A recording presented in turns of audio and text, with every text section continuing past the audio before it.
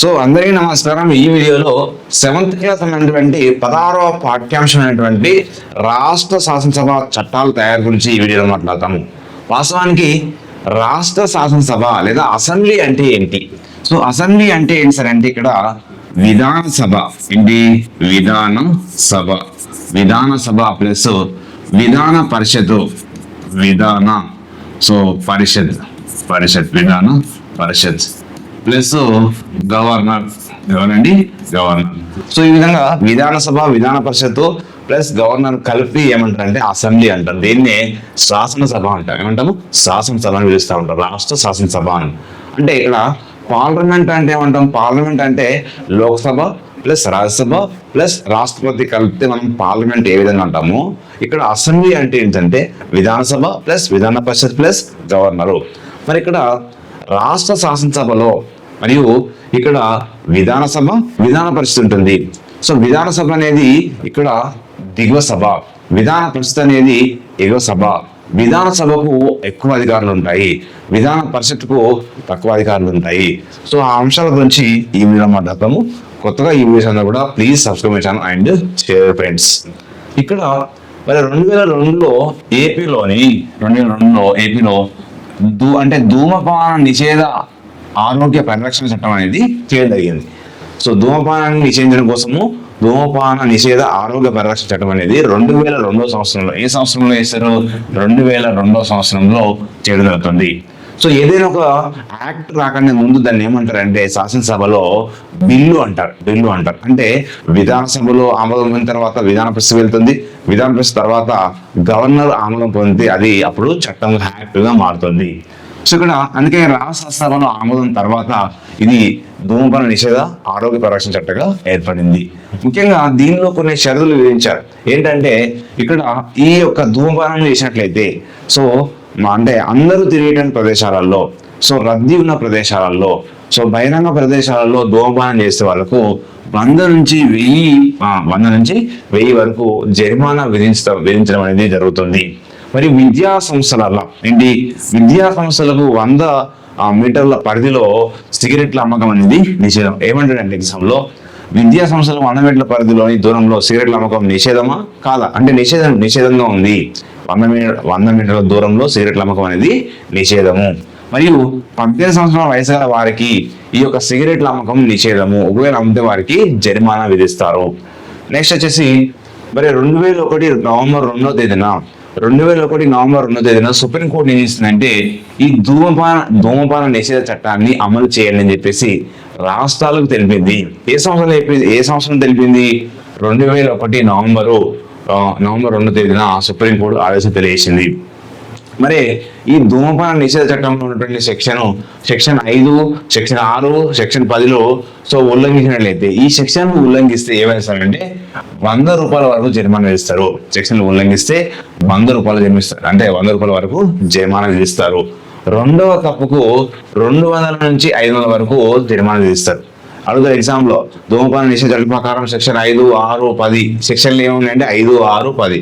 So వీటిని ఉల్లంఘిస్తే ఎంత? 100 రూపాయల వరకు నుంచి, సో 2 తప్పు అయితేనేమో 500 నుంచి, సో 200 నుంచి 2 తప్పు అయితే 200 నుంచి 500 వరకు జరిమానా విధిస్తారు. ఓకే, నెక్స్ట్ తెలంగాణ శాసనసభ. మరి ఇక్కడ చట్టాలు చేయడంలో ప్రధాన పాత్ర పోషించేది సో ఇక్కడ అంటే విధానసభ అంటాం మనం మామూలుగా. అందులో చట్టాలు చేయడంలో శాసనసభ ప్రధాన పాత్ర వహిస్తుంది. మరి ఇక్కడ ప్రతి సంవత్సరం కూడా కనీసం ఎన్నిసార్లు సమావేశం కావాలి శాసనసభ సమావేశం సార్ అంటే 2 సార్లు సమావేశం కావాలి. ఎన్నిసార్లు? 2 సార్లు సమావేశం కావాలి. ఈ 2 సమావేశాల మధ్య కాలము 6 నెలలకు మించరాదు అన్నట్టు. అంటే ఒక సమావేశానికి మరో సమావేశానికి 6 నెలలు అనేది మించరాదు. మరి తెలంగాణలో ఉన్నటువంటి ఎమ్మెల్యేల సంఖ్య 119 ఎమ్మెల్యేలు ఉన్నారు. అత్యధిక ఎమ్మెల్యేలు ఉన్నటువంటి జిల్లా ఏదంటే హైదరాబాద్. అత్యధిక ఎమ్మెల్యేలు ఉన్నటువంటి జిల్లా హైదరాబాద్ జిల్లా. మరి ఒక్కొక్క నియోజకవర్గంలో ఉన్నటువంటి ఓటర్ల సంఖ్య అంటాడు. ఒక్కొక్క నియోజకవర్గంలో ఉన్నటువంటి ఓటర్ల సంఖ్య 1,70,000 మంది ఓటర్లు ఒక్క నియోజకవర్గానికి సో తీసుకొని దాని ప్రకారం 119 సో ఎమ్మెల్యేలు. సో ఎమ్మెల్యే అంటే ఏంటి? Member of legislative assembly. మరి ఇక్కడ ఎమ్మెల్యేకు మామూలుగా ఒక ఎమ్మెల్యే కావాలంటే సో ఫస్ట్ ఏంటి?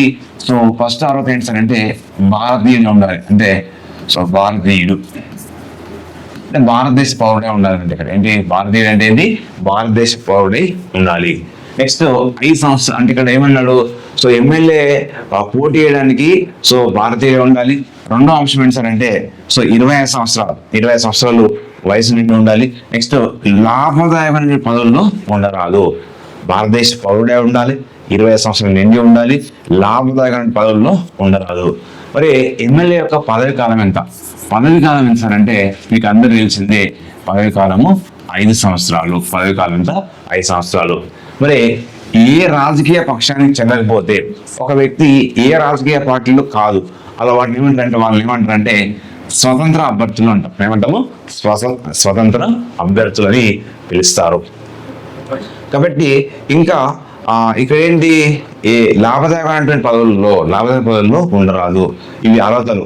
సో మీకు ఒక సింపుల్ గా మనం గుర్తుపెట్టుకోవచ్చు. సో ఎమ్మెల్యే సో ఎమ్మెల్యే అంటే మామూలుగా ఎమ్మెల్యే అంటే ఏంటి సార్ అంటే ఇక్కడ member of legislative assembly. MLA కావాల్సినటువంటి కనీస వయసు 25 సంవత్సరాలు.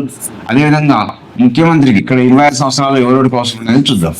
ఎమ్మెల్యే కావడానికి కనీస వయసు 20 సంవత్సరాలు, మరియు ఎంపీ కావడానికి కనీస వయసు 20 సంవత్సరాలు. అదేవిధంగా ముఖ్యమంత్రి కావడానికి ఉన్నటువంటి కనీస వయసు కూడా 20 సంవత్సరాలు. ప్రధానమంత్రి కావడానికి ప్రధానమంత్రి కూడా సో కనీస వయసు ఎంత అంటే 20 సంవత్సరాలు. సో ఇట్లా అంటే ఏమన్నాము, విధానసభకు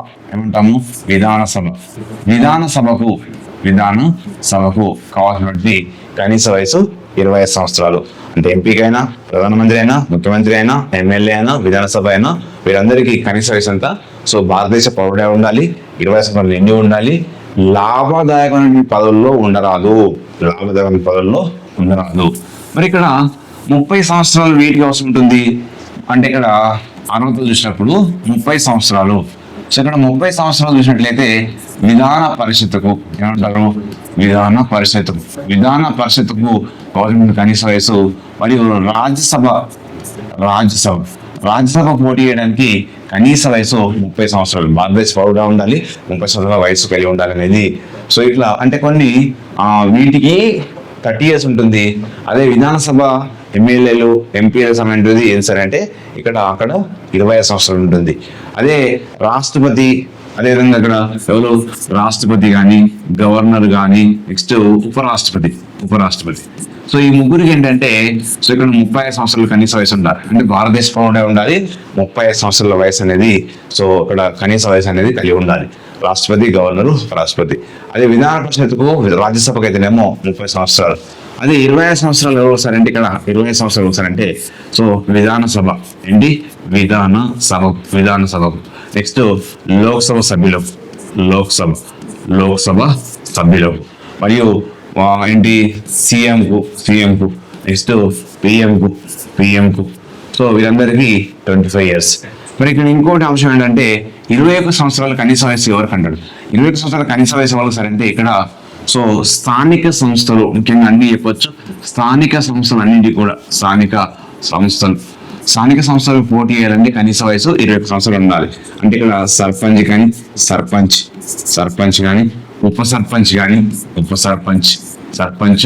సర్పంచ్, తర్వాత ఎంపీటీసీ, నెక్స్ట్ జెడ్పీటీసీ, ఓకేనా. నెక్స్ట్ కార్పొరేటర్లు.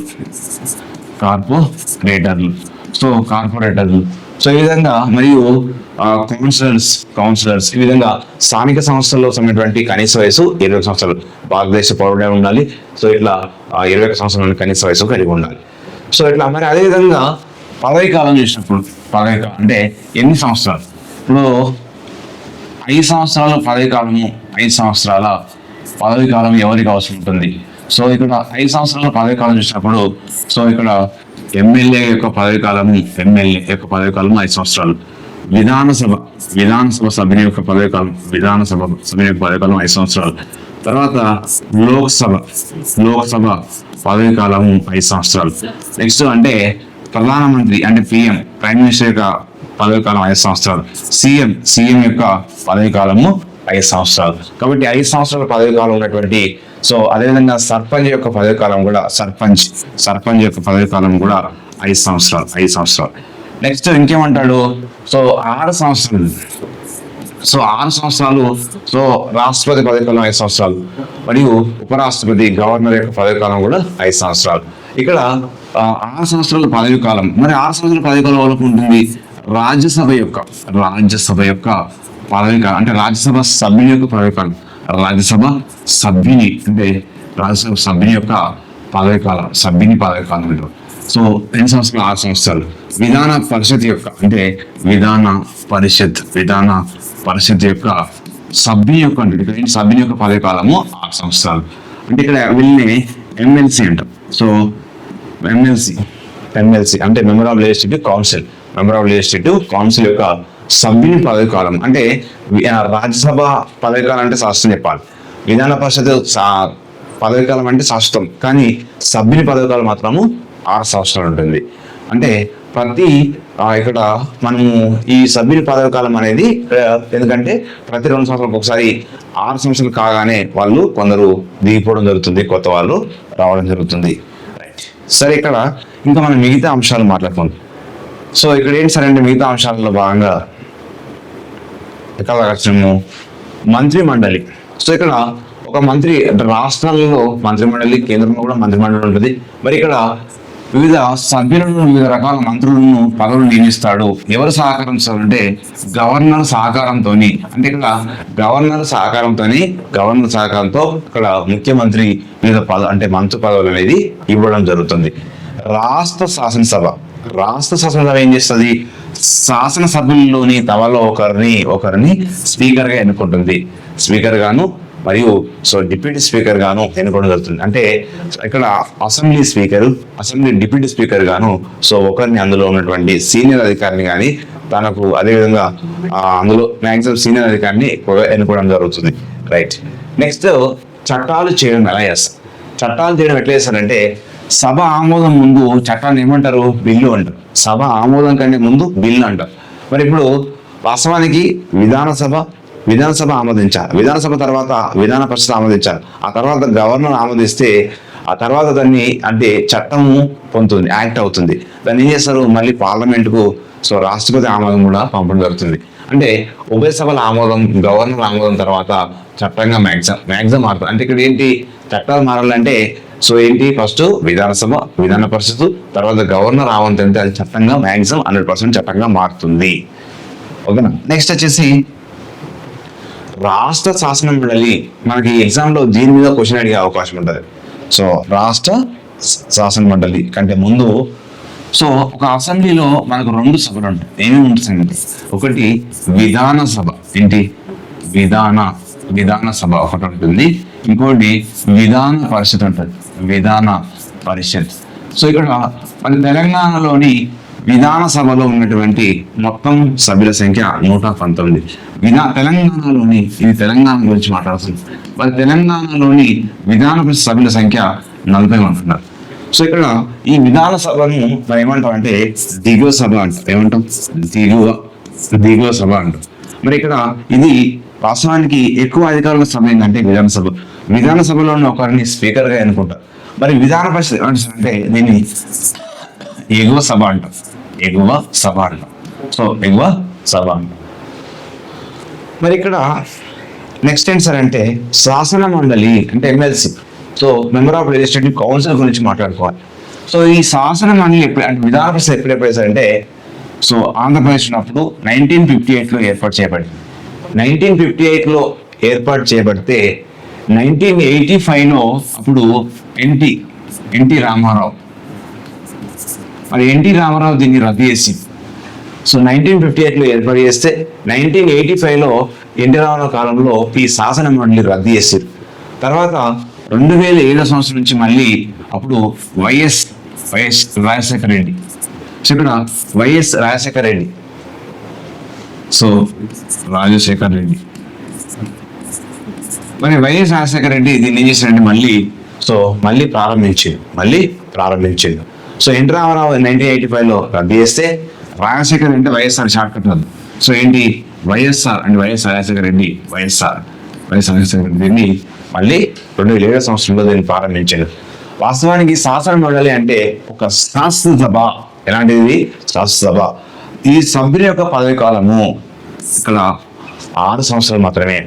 మరి ఇక్కడ ఎంతమంది సభ్యులు ఉన్నారు అంటే ఎంతమంది సభ్యులు ఉన్నారు అంటే తెలంగాణ శాసన మండలిలో 40 మంది సభ్యులు ఉన్నారు. 40 మంది సభ్యులు ఉన్నారు. ప్రతి 2 సంవత్సరాలకు 1/3 వంతు, చాలా చాలా ఇంపార్టెంట్. ఎగ్జామ్ ఏమంటాడంటే ప్రతి 2 సంవత్సరాలకు పదవి విరమణ ఎంతమంది పొందుతారు? 1/3 వంతు. 1/3 వంతు మంది ఇక్కడ పదవి విరమణ పొందడం జరుగుతుంది. తర్వాత దీనిలో ఉన్నటువంటి శాసన మండలికి అర్హతలు ఏంటి? సో ఫస్ట్ ఏంటి? భారతదేశం అంటే విధాన పరిషత్తుకు అర్హతలు ఏంటి సార్ అంటే ఎలిజిబిలిటీస్ ఏమున్నాయి? భారతదేశ పౌరుడే ఉండాలి. నెక్స్ట్ ఏమన్నాడు? 30 సంవత్సరాల వయసు నిండి ఉండాలి. అంటే విధాన పరిషత్ కన్నా రాజ్యసభ సభ్యునికైనా 30 సంవత్సరాల వయసు నిండి ఉండాలి. సో ఎలాంటి లాభదాయకమైన పదవుల్లో ఉండరాదు. పార్లమెంట్ నిర్ణయించినటువంటి ఇతర అర్హతలు కూడా ఉండాలి. ఎవరికి? ఈ శాసన మండల అర్హతలలో భాగంగా వీరికి ఉండాల్సి ఉంటుంది. నెక్స్ట్ ఏంటి సార్ అంటే శాసన మండలికి అంటే తెలంగాణ విధాన పరిషత్కు ఎలా ఎన్నుకుంటారు? సో ఇక్కడ విధాన పరిషత్కు ఎలా ఎన్నుకుంటారు? వాస్తవానికి ఇక్కడ పరోక్ష విధానంలో ఎన్నుకోవడం జరుగుతుంది. ఇక్కడ ఇవి ఈ ఎగ్జామ్ లో మీకు ఈ బిట్ల నుంచి కంపల్సరీగా బిట్ వస్తాయి. ఎగ్జామ్ లో రావడానికి అవకాశం ఉంటుంది. 1/3 వంతు మంది అంటే 1/3 వంతు మంది 14 మందిని శాసనసభ్యులు ఎన్నుకుంటారు అంటే ఎమ్మెల్యేలు ఎన్నుకుంటారు.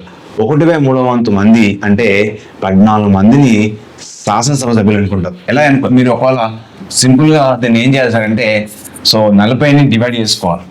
40/3 అట్లా డివైడ్ చేస్తే అప్రాక్సిమేట్లీ వస్తుంది. కాబట్టి అట్లా గుర్తుపెట్టుకోవచ్చు. వాళ్ళని మీరు గుర్తుపెట్టుకోవాలంటే రైట్. కాబట్టి ఇక్కడ 1/3 వంతు 14 మంది శాసనసభ సభ్యులు ఎన్నుకుంటారు. 1/3 వంతు 14 మందిని స్థానిక సంస్థలు అంటే పంచాయతీలు మున్సిపాలిటీలు